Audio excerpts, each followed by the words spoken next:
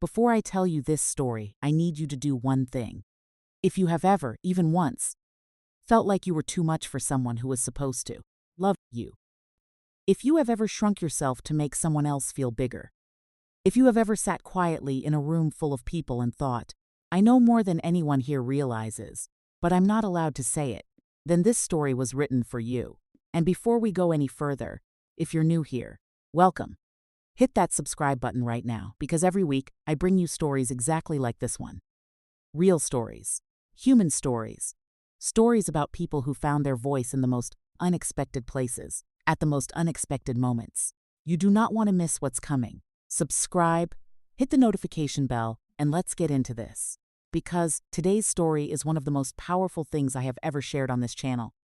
It begins with 7 words. 7 words spoken quietly, almost pleasantly, by a smiling man at an expensive dinner table, surrounded by crystal glasses, soft chandelier light, and people in tailored suits. 7 words that should never be spoken by anyone to anyone, but especially not by a husband to his wife. Sit down and be quiet. That was it. No shouting, no scene, no dramatic confrontation. Just a whisper, dressed up as a joke, delivered with a smile in front of strangers. And the woman on the receiving end of those words, a 42-year-old Army veteran, nonprofit director, tornado response coordinator, and housing advocate named Sandra Mercer, sat there for one long, breathless second and felt the ground beneath her shift. Not because she was weak, not because she was surprised, but because she suddenly realized that she had been hearing versions of those 7 words for years, and she had been answering them with silence. Tonight, that was going to change. Stay with me. This goes somewhere extraordinary, and I promise you, every single minute is worth it. Let me introduce you to Sandra properly, because she deserves a real introduction. Something her husband rarely gave her. Sandra Mercer spent 14.5 years in the United States Army. She wasn't infantry. She wasn't special operations. She wasn't the kind of soldier whose story gets made into a Hollywood film. She worked in logistics, the invisible engine that keeps every military operation running.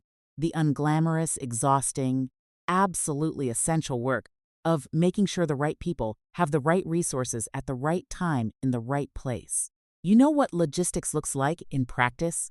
It looks like a 28-year-old woman in a dusty warehouse at 2 a.m, cross-referencing manifests and making calls to fix a supply chain problem that nobody else noticed was about to collapse. It looks like solving 10 problems before breakfast and not telling anyone. Because the goal is always the mission, never the credit. Sandra was extraordinarily good at it. When she transitioned out of the Army in her late 30s, she carried that same invisible competence into a new chapter. She began working in nonprofit administration, eventually building and running housing programs for veterans, military widows, and elderly seniors facing homelessness or displacement. She managed budgets, coordinated county agencies, negotiated with landlords, recruited volunteers, and built partnerships with churches, local businesses, and government offices across multiple counties. It was complex work, important work, the kind of work where you measure success not in revenue or profit margins, but in whether an 80-year-old widow stays in her home this winter or ends up in emergency shelter. Sandra loved it deeply, and almost nobody outside her professional circle knew the full scope of what she did. Because the person who slept beside her every night had spent years making sure of that.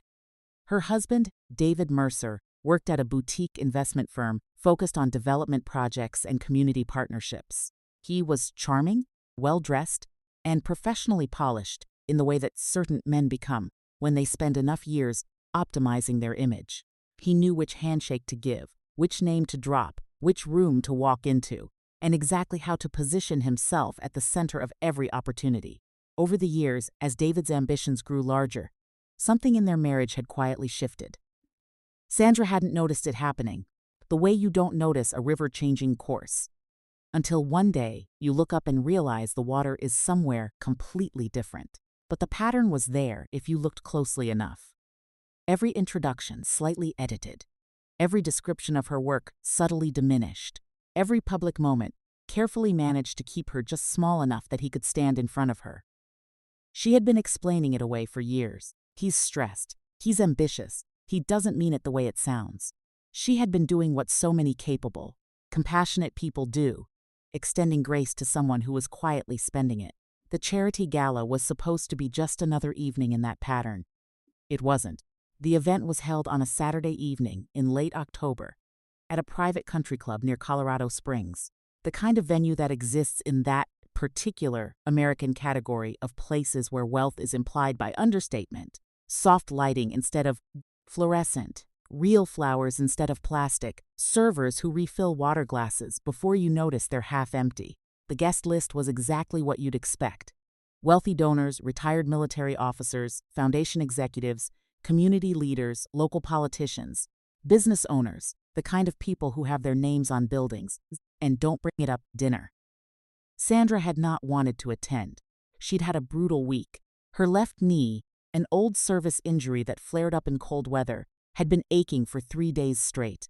She had spent the better part of those days managing a housing emergency for an 81-year-old veteran whose landlord had sold the property with almost no notice, leaving him scrambling to find a new place to live at an age when most people deserve stability and peace. She was exhausted in the specific way that comes from caring too much for too long. Not the kind of tired that sleep fixes, the kind that lives in your bones. But David had insisted. "We need to show up together," he told her. "People trust family-oriented professionals. Not let's have a nice evening. Not I'd love to have you there, not even it'll be fun. We need to show up." Like she was a supporting document, a piece of evidence in his application for status. She recognized it even then, somewhere in the back of her mind, but she was too tired to follow that thread, so she put on her nicest dress, found heels that didn't aggravate her knee too badly, and sat in the passenger's seat while David drove toward the mountains. In the car, he coached her. "Don't get too detailed about your work. Let me handle the introductions. Smile, stay engaged, but follow my lead on the conversation." He framed it as strategy, as professionalism. She accepted it as the path of least resistance. That was a habit she had built over years without fully realizing it. The ballroom was beautiful. White tablecloths, fresh flowers, a small jazz trio near the stage, the golden hum of people performing their best versions of themselves. Sandra circled the room with David, smiled at the right moments, shook hands she wouldn't remember, and found her seat at a table near the front. Within 15 minutes, it started. David was introducing her, or something close to it. "This is my wife, Sandra. She used to be in the Army." Used to. Past tense. As if those 14 years had expired. As if they were something she once did and recovered from. Now she keeps busy with charity work. Keeps busy. Not runs programs. Not manages housing initiatives. Not helps veterans avoid homelessness. Not coordinates disaster response. Keeps busy. Like she needed something to fill the hours while he did the real work. Sandra sat beside him and felt the familiar small sting of it. The kind of sting you get so used to that you almost stop noticing it's a wound. She said nothing. Dinner was served. The conversation around the table shifted toward business and philanthropy. Someone raised the topic of affordable housing for veterans, which happened to be the precise area where Sandra had spent years building expertise through direct, unglamorous, on-the-ground experience. She decided to speak. "We've seen a huge increase in seniors who are—" David laughed and lightly touched her arm. "Honey, maybe let the adults handle the money talk." Laughter rippled around the table. Polite laughter. Confused laughter. The kind that comes when you're not quite sure what just happened, but the person who said it seemed so comfortable that maybe it was fine. Sandra looked down at her plate. She felt her jaw tighten, felt the heat rise in her face, felt the exhausted part of herself simply decide it wasn't worth the battle. Not here, not tonight. She stayed quiet. Later in the evening, a retired Air Force colonel directed a question specifically at her. Asked her opinion on whether local nonprofits were struggling with rising housing costs. This was her territory. This was her daily life. She started answering, and that's when David leaned closer, still smiling, still looking perfectly pleasant to everyone else at the table.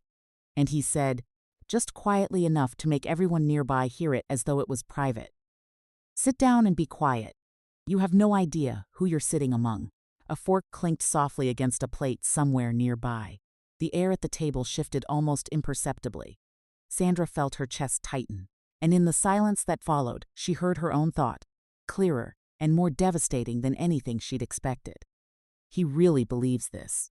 He genuinely believes I am beneath these people. That was the moment.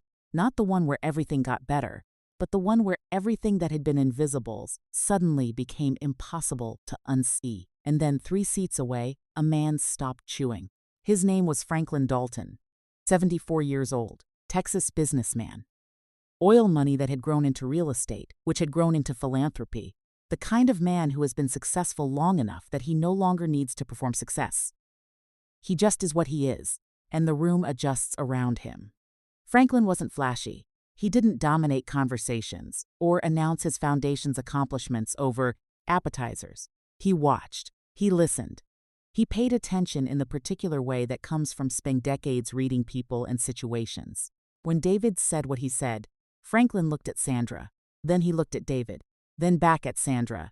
Something shifted behind his eyes. He reached into his jacket pocket and pulled out his phone, scrolled through something, stopped, then, very quietly, almost to himself, "Oh my God!" The table went still. Franklin turned the phone toward Sandra. Carefully, with a gentleness that seemed deliberate. "Ma'am, is this you?" Sandra looked at the screen, and her stomach dropped. The photograph had been taken 6 months earlier in Oklahoma. She was standing in a muddy field outside what remained of a senior center that a tornado had partially destroyed. Half the roof was gone. The parking lot was buried under debris. Her hair was tied back with a rubber band. Her field jacket was caked in mud. The circles under her eyes could have measured in centimeters.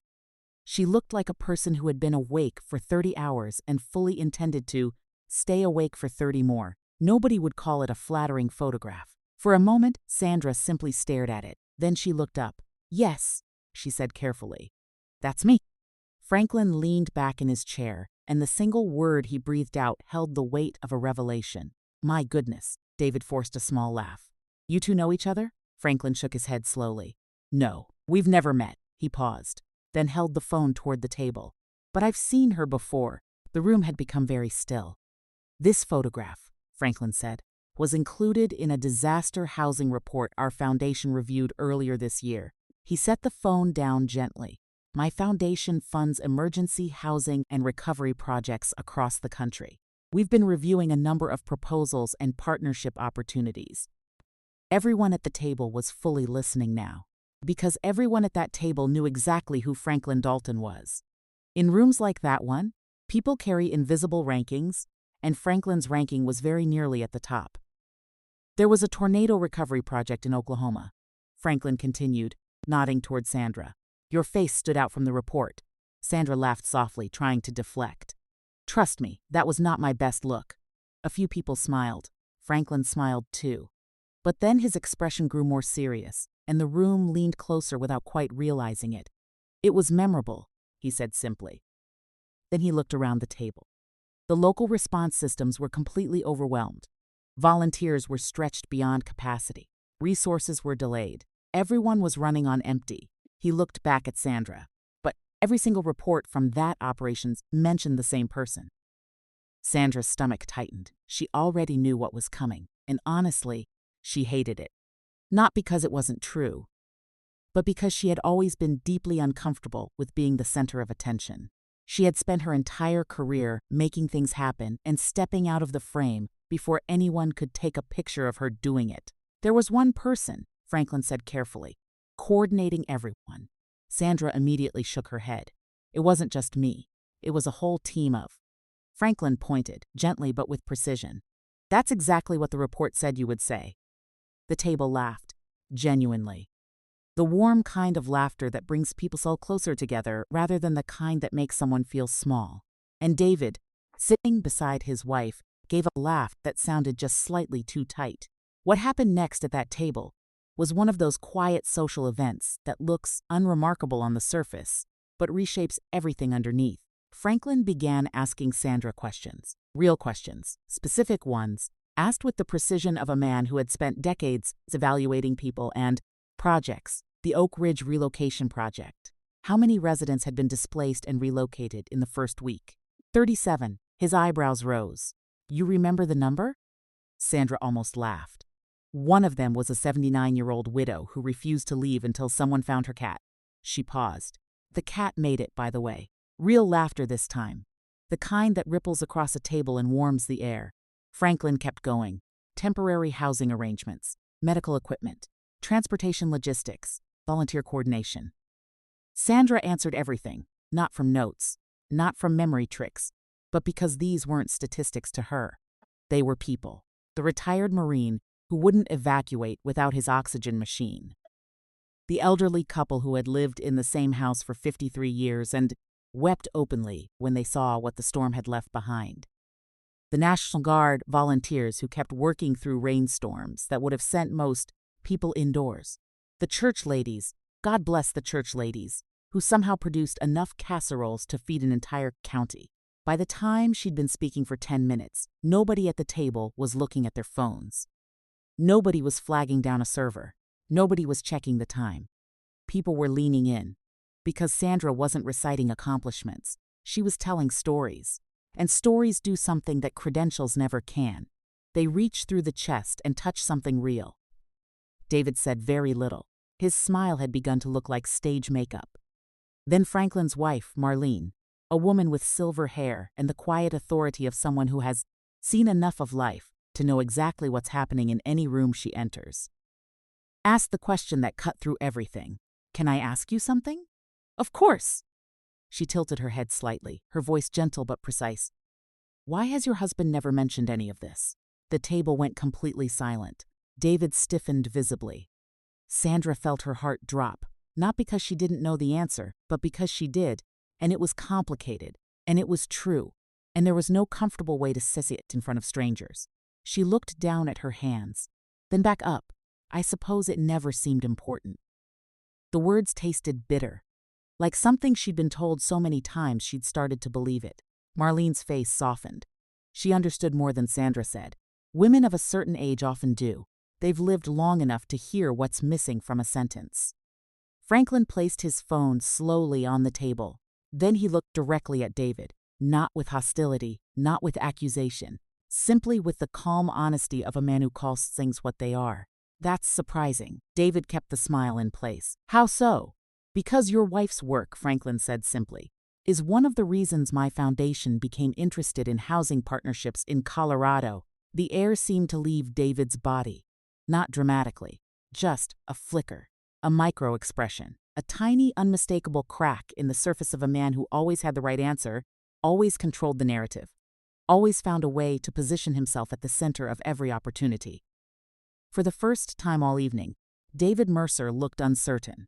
And around that table, quietly but unmistakably, people stopped asking David questions and started asking Sandra. She should have felt triumphant. Instead, she felt something more complicated, a deep, spreading sadness.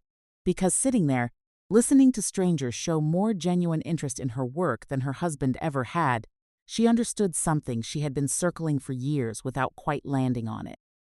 This wasn't a bad night. This wasn't one rude comment or one embarrassing moment that they'd laugh about later. This was a pattern, a years-long, carefully maintained pattern, and she had been the one making excuses for it.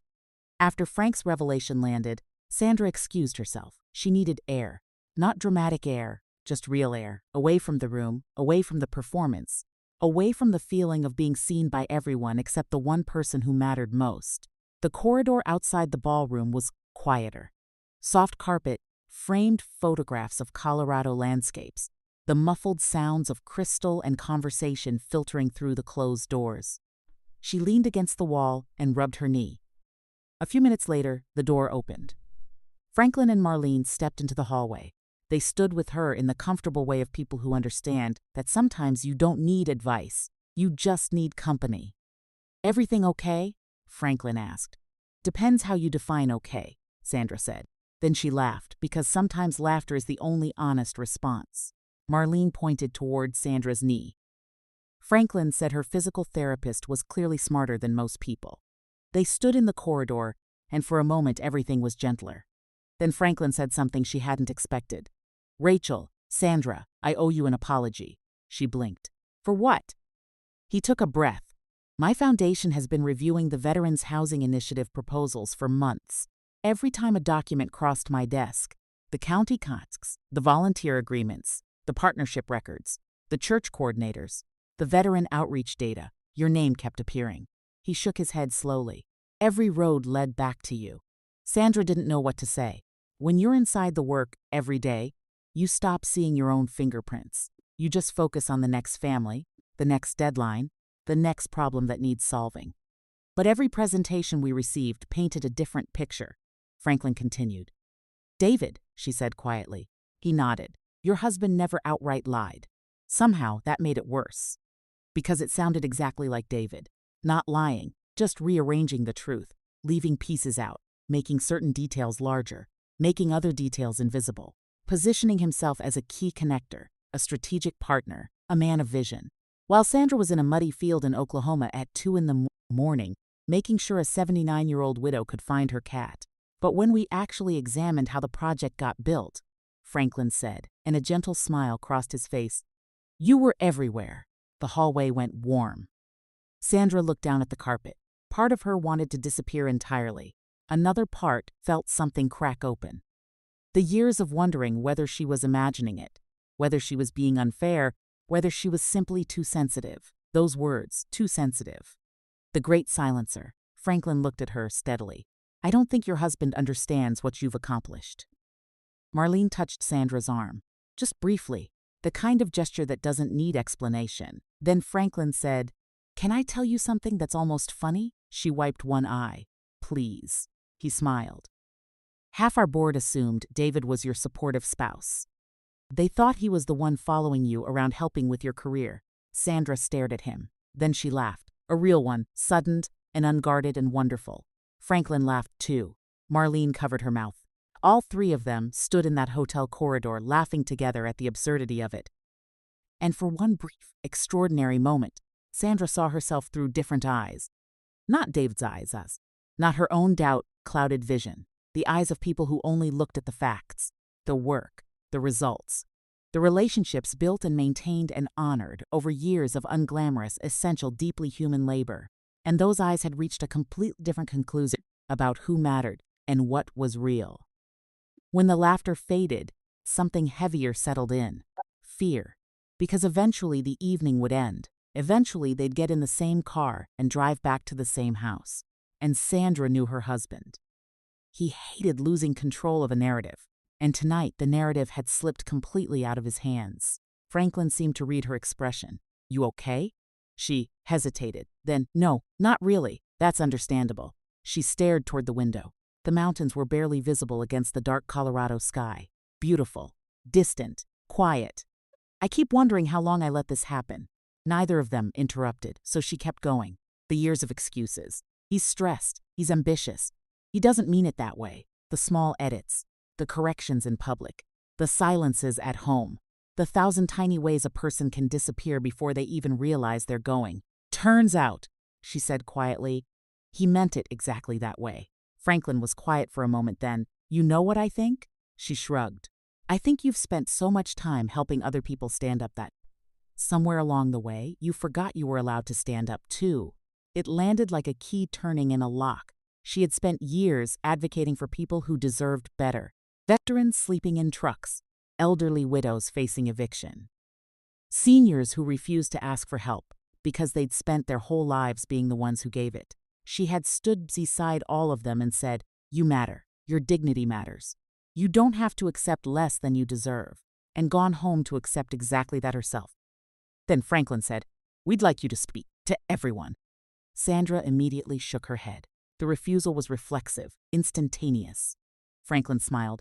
I thought you'd say that, Marlene said. People need to hear what the work actually looks like. My hands are shaking, Sandra said. Marlene's response was immediate. Good. That means you care. And then the door opened. David stepped into the hallway. He took in the scene, his wife, the Daltons, the quiet intimacy of the conversation, and his expression changed, not publicly, but enough. The warning look, the one she'd been responding to for years, the look that said, Don't embarrass me, don't challenge me, don't make this difficult. For years, that look had worked. Sandra took a slow breath. Her knee hurt, her heart was racing, her palms were cold. But something inside her had finally, irreversibly shifted. She looked directly at David for one long second, then she turned back to Franklin. Okay, she said, I'll speak. And for the first time that evening, She watched something that looked like fear cross her husband's face. The walk back into the ballroom felt longer than 20 feet. Every step seemed to echo. The room was warm and humming with conversation, crystal catching the light, people laughing, servers circling quietly. Normal things, ordinary things. But Sandra wasn't walking in as David's wife anymore. She was walking in as herself. Franklin didn't make a grand entrance. He simply moved toward the podium near the front of the room and tapped a spoon lightly against his water glass. Conversation slowed, then stopped. "Folks," he said, smiling genuinely, "before we continue with the evening, I'd like to take a few minutes to recognize someone whose work has had a bigger impact than most people in this room realize." Every eye turned toward Sandra. She wanted to disappear, not from shame, from unfamiliarity. There is a particular discomfort that comes not from being seen badly, but from being seen completely, especially when you've spent years becoming very small. She walked to the front. The room applauded politely. She looked out at the crowd: retired generals, business executives, foundation leaders, widows, people in their 60s, 70s, 80s, people who had lived enough life to recognize sincerity when it was offered and to see through everything else. She took a breath. "My name is Sandra Mercer." A few people smiled. Frank asked me to say a few words. Small laughter. The tension eased slightly. I should probably start by saying I'm not very comfortable talking about myself. Several people nodded, the older veterans especially, with a look that said, "Good. Neither are we." I'm usually much more comfortable talking about the work. So that's what she did. She told them about Harold Jensen, 76 years old, Vietnam veteran, living in his pickup truck behind a grocery store for nearly 6 months after medical bills stripped away everything he'd saved. Not because he had no options. Because he was embarrassed. Because accepting help felt like failure to a man who had spent his whole life being the one who showed up for others. They finally convinced Harold to accept assistance by asking him to help another veteran first. "You don't start with help," Sandra said, echoing something she'd told the colonel earlier.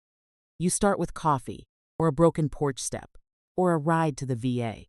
Something practical, something that doesn't make them feel like a case file." She watched the colonel across the room nod slowly, his expression carrying something personal and quiet. She told them about Carol Whitaker, military widow, 40 years supporting her husband's career, raising children, building a life. After he passed, rising rent began pushing her out of the apartment she'd lived in for 12 years. Not irresponsibility, not failure, just the ordinary brutal arithmetic of aging on a fixed income in an expensive world while loneliness makes everything heavier. Several people looked down, others looked straight ahead. The room had gone very still. She told them about Oklahoma, the tornado, the destroyed senior center, the church volunteers appearing with casseroles and determination, the veterans showing up with chainsaws before anyone thought to ask, the first responders working double shifts in rainstorms, the residents who refused to leave without their family photographs. And then she said something she hadn't planned to say. It simply came out, the way truth sometimes does when you stop managing it. Most people don't need help because they're weak. The room went absolutely still. They need help because life hits them from 3 directions at once. Nobody moved. Nobody checked a phone. A medical bill, a storm, a lost job, a spouse passing away, a bad fall. One thing becomes 2, 2 become 4, and suddenly someone who spent a lifetime taking care of everyone else is sleeping in a car. Several people wiped their eyes, including Sandra. She paused, collected herself, then smiled. "The good news is, Americans are still pretty amazing." Laughter broke the quiet, genuine, grateful laughter. I've seen retired plumbers fix roofs for free. I've seen church ladies organize enough food to feed entire neighborhoods. I've seen veterans who barely had enough for themselves show up to help someone else. The room was smiling now, not because the stories were amusing, but because they were recognizable. People saw themselves in them, or someone they'd loved, or someone they'd lost. Sandra looked across the room. Her eyes found David briefly. Then she looked away, not because she was afraid. Because this moment wasn't about him anymore. It was about truth. She stepped back from the microphone. The room was quiet for one long suspended moment. Then the applause began. Not explosive, not theatrical. Warm, steady, genuine. The kind that rises from somewhere real. And Franklin stepped forward. Thank you, Sandra. He waited for the applause to settle. For the sake of clarity, he said, I'd like everyone here to know that our foundation intends to continue discussions regarding the Veterans Housing Initiative directly with Sandra Mercer and her organization. Silence. Pure, clean, absolute silence. Then a second wave of applause. Louder this time. Several people stood. Sandra glanced toward David. His face had gone completely still, the jaw tight, the eyes fixed on the table. The expression of a man working very hard not to show what he was feeling. Across the room, Foundation team members were already in conversation. With Frank. Not David. With Frank's people. Not David's contacts. The shortcut David had spent months constructing had just quietly ceased to exist. A few minutes later, David stood. He raised his glass. He found his smile, the one that had served him so well in so many rooms. And he said what was probably the only thing he could think of that might salvage the evening. Rachel, Sandra, and I have always been a team. The room went quiet. Eyes turned toward Sandra. The old instinct showed up immediately. She felt it. The years of habit, the trained reflex to smooth things over, to protect him, to nod and smile and let the moment pass. She stood. Not sharply, not dramatically, just clearly. She looked at David for a moment, then she looked at the room. No, David. Her voice surprised her. Steady, clear, unhurried.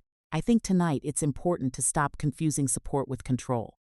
Nobody spoke. The sentence hung in the air. Simple, unargued, exactly true. Then Marlene began to clap. Franklin joined her. The retired colonel. Then another guest. Then another. The room applauded again. Not for a clever line. Not for a dramatic victory. But for honesty in a room full of performance. For clarity in a place built on careful impressions. David sat down slowly. And for the first time since Sandra had known him, he looked genuinely small. A few minutes later, his phone lit up on the table. Face up. A message preview visible. We need to talk Monday. Frank's office called. From his boss. The man sitting beside David, an older gentleman in a navy blazer, glanced at it accidentally, coughed quietly into his napkin, muttered, just barely loud enough. Well, that's unfortunate. Several nearby guests became suddenly very interested in their coffee cups. Sandra had to bite the inside of her cheek to keep from laughing. Not because she enjoyed his pain, because after years of being underestimated, of being quietly edited out of her own story, the universe had decided to submit its own performance review. And it wasn't favorable. The drive back from the gala was one of the longest of Sandra's life. Not because of the distance, because of the silence. Colorado Springs looked peaceful that night. Streetlights, late traffic, the mountains disappearing into darkness above the city. Sandra sat in the passenger seat looking out the window while David drove. For almost 20 minutes, neither of them spoke. Finally, David broke the silence. You embarrassed me. Sandra laughed. Not because it was funny, because after everything that had happened that evening, after everything she had finally seen clearly, those were the words he chose first. Not I'm sorry. Not I need to think about what happened. Not are you okay? You embarrassed me. That's what you took from tonight, she asked. You made me look like some kind of villain. She looked at him for a long moment. Then back out the window, because in that moment she understood something final. David wasn't hearing her. He wasn't hearing Frank. He wasn't hearing the applause, or the stories, or the women who quietly touched her arm in recognition. He was hearing damage to his reputation. Only that. Only ever that. When they got home, Sandra slept in the guest room. For the first time in their marriage, oddly enough, she slept well. Not because she was happy, because she was done pretending. About 2 weeks later, Frank's foundation officially announced it would work directly with Sandra's organization on the Veterans Housing Initiative. No drama, no press conference, just paperwork finally matching reality. The ripple effects were professional and quiet, the way consequences are in those circles. Meetings shifted. Phone calls changed routing. People who had returned David's messages within minutes suddenly took longer. Sometimes didn't return them at all. The advisory board position he'd been quietly pursuing simply ceased to be mentioned. Nobody publicly humiliated him. Nobody made a scene. They simply moved forward without him. And for a man who had built his entire identity around access, influence, and proximity to the right people, that hurt in ways that were impossible to explain to someone who hadn't lived it. One evening in January, David knocked on this guest room door. Sandra was sitting on the bed reviewing housing grant applications. He stood in the doorway holding 2 mugs of coffee. For a moment, he looked like the man she had married. Before everything became about image, before every conversation became a performance. "Can we talk?" "Yes." He handed her a mug, sat down, took a long breath. "I'm sorry." She waited. Then came the rest of the sentence. "I'm sorry you felt embarrassed." And there it was, the escape hatch. The difference between I did something wrong and you had a reaction to something I did. The retreat disguised as accountability. "You still don't understand," she said quietly. His shoulders sagged. "I do understand." "No." She shook her head. "You understand the consequences. That's different." His face hardened slightly. "I was trying to build something for us." She looked at him for a long time. "No, David. You were trying to build something on top of me." He had no answer for that, because there wasn't one. That conversation didn't fix anything. It revealed there was nothing left to fix. The man sitting across from her still believed that intentions mattered more than impact. Still believed that ambition excused behavior. Still believed that her hurt was secondary to his goals. Sandra stopped arguing, not out of defeat, out of clarity.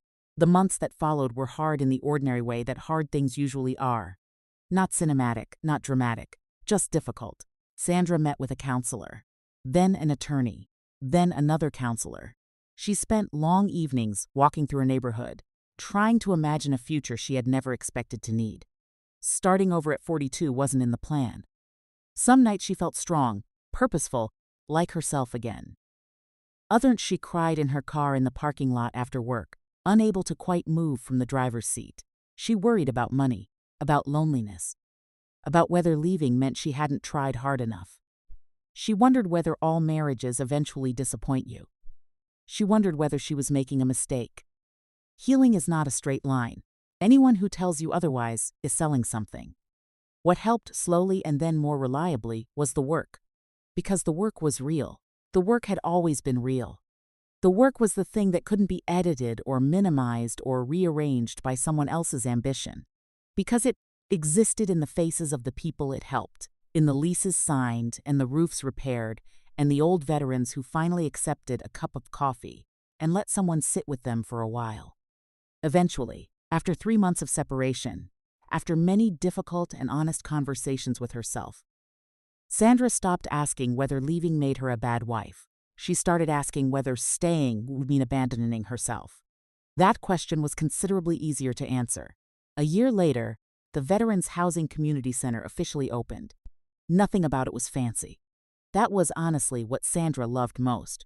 Folding chairs, bulletin boards, a coffee station that never seemed quite full enough, a small medical consultation room, meeting space for support groups, transportation coordination offices, housing assistance desks, a place where people could walk in without an appointment and leave with something useful.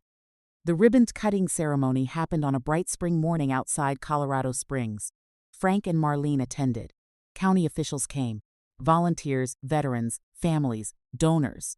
The people who had spent years making the project possible showed up with good shoes and warm faces and genuine smiles. The crowd wasn't huge. It was real. Sandra walked through the building afterward and watched it happen. An elderly widow signing up for transportation assistance. 2 Vietnam veterans sitting in folding chairs, arguing about a football team. A retired mechanic offering to repair another resident's walker. Someone complaining about the coffee. Someone else complaining about the chairs. She loved every bit of it. Because people only complain when they feel comfortable enough to stay. Complaint is, in its way, a form of belonging. Franklin wandered over and handed her a cup of coffee. "Quite a day." "It is," she agreed. He looked around the building, then back at her. "You should be proud." A year earlier, she would have deflected, changed the subject, redirected the credit, made herself smaller so nobody would think she was taking up too much room. But she had learned something in those difficult months. Pride and arrogance are not the same thing, so she simply nodded. "I am." Franklin smiled. "Good." After he walked away, Sandra stood in the lobby for a long moment. She watched people move through the building, talking, laughing, finding help, finding community, finding each other. And she realized something she needed to say out loud, even if only to herself. The most satisfying part of her story wasn't watching David lose influence. It wasn't the applause at the gala. It wasn't the moment powerful people finally recognized her work. The most satisfying part was remembering, really remembering, in her bones, that her value had never depended on someone else's permission to see it. Not David's permission, not Frank's validation, not anyone's approval. Her value existed whether or not anyone named it. I want to close with something I think matters. Sandra's story isn't really about a bad husband. It isn't really about a charity gala, or a wealthy donor, or a phone with a photograph on it. It's about something much more fundamental. It's about what happens when someone you love, someone you trusted, spends years telling you, in 100 small ways, that you are less than you are. And how, after enough repetition, some part of you starts to believe it. Not all of you, not the capable, competent, experienced part, but some quieter part, some part that was already tired, already stretched thin from caring for everyone else.